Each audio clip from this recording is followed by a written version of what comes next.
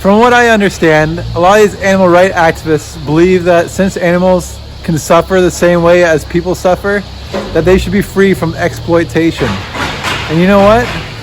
I agree. We can do better, and I'm gonna make it happen.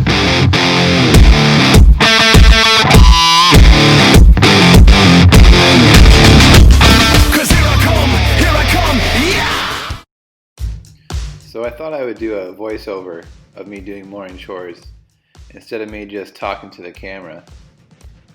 So it's fall time now, all the leaves are changing color, makes the farm look pretty nice. All the crops are off, winter wheat's growing. And this is what our barns look like from the road. So the first thing that I do when I come to the barn in the morning is I go to the halfway barn and I push up the feed, the last little bits that are left over still from the day before. I actually empathize a lot with the opinions of animal rights activists, and I think a big part of that has to do with the fact that I actually didn't get into farming because I loved farming. I got into farming just because I loved being around animals. And when I found out that working as a veterinarian would actually involve me doing way more work with clients and the owners of pets instead of just working with animals, I knew that working on the farm is what I wanted to do. So now I'm making my way over to the main dairy barn, which is where I'll be doing the rest of my chores. I need to get some milk for the baby calves and milk the fresh cows. The fresh cows only get milked twice a day. They don't have free access to the robots like the rest of the herd do, and that's because I like to use their milk for their calves, and also those are the cows that still need to learn how to use the robot. So here you see me locking the gates so that the cows from the main herd can't make it to this particular robot. There's still 3 other ones that the rest of the herd use, and then I can chase the fresh cows into the holding area, and then when they're done milking, then I'll just open up those gates again so that the main herd can use that robot. And when I've got all those cows waiting in the holding area, I'll go and grab the pitchfork and flip over all the manure patties.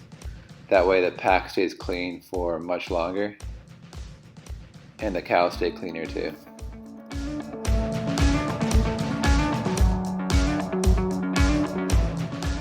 After I'm done cleaning this fresh cow pack, I'll head on over to the robot and wash it down.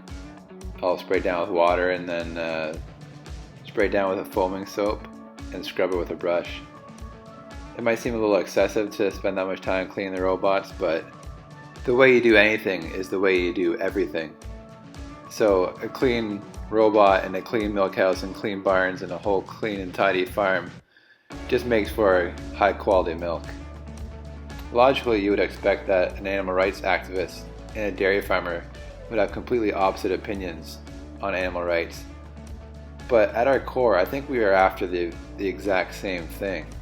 We all just want what's best for the animals, which includes animal exploitation, of course. The difference lies in what we consider exploitation. When you Google it, it says that it's treating someone unfairly in order to benefit from their work or resources.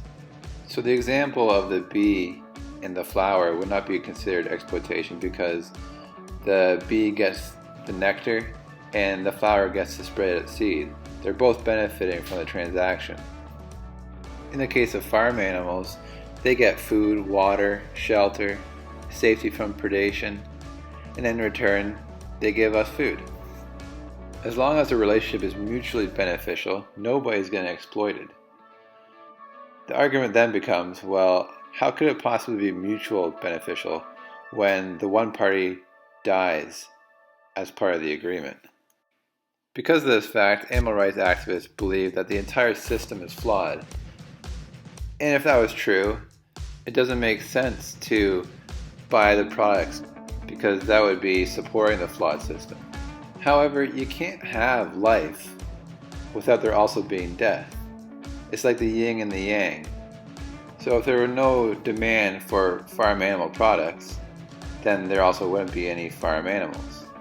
How could it possibly be in the best interest of the animals to end the demand for the products that they produce, when that also means that they would no longer need to exist?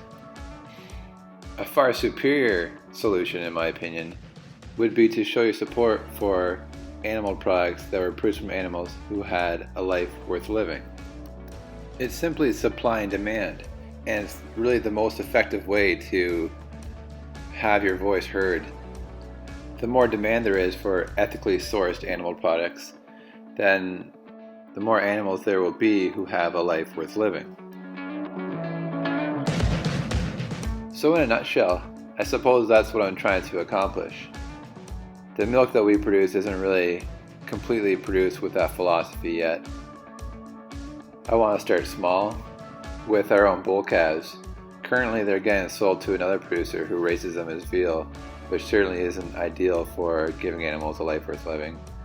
And instead I'd like to raise them as grass-fed beef, which would mean that they could live to be much older. They live to maturity, and they'd also be spending most of their life on pasture.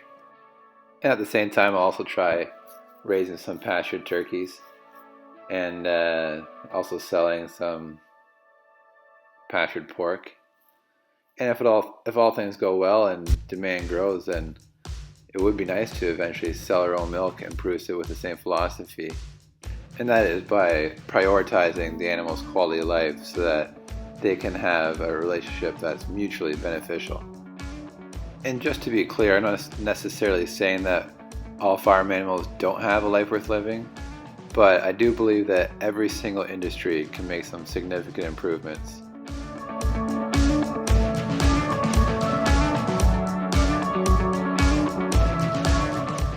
Alright, so I'm just finishing up with these robots now. Just gonna put everything back to the way it was, get it back in operation so that the cows can start getting milked again.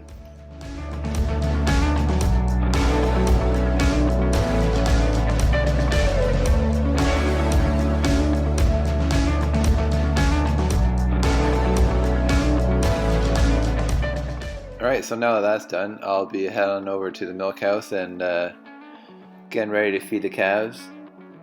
If you want to see a little more in depth as to how I go about doing that, I made a video dedicated just to that. It's called Feeding Dairy Calves.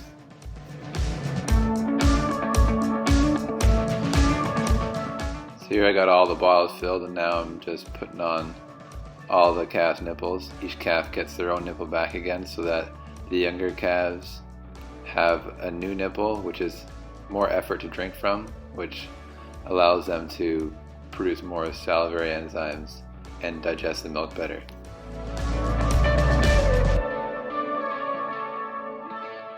And then it's just a matter of bringing the bottles out and giving each calf their bottle.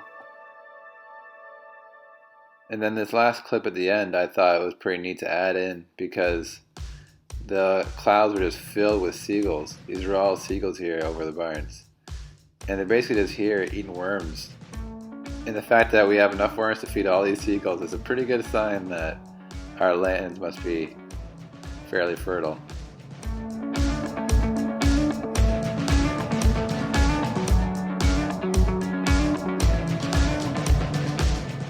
So let me know what you think. Give this video a thumbs up, share, like, comment down below, all that good stuff would really help me out a lot.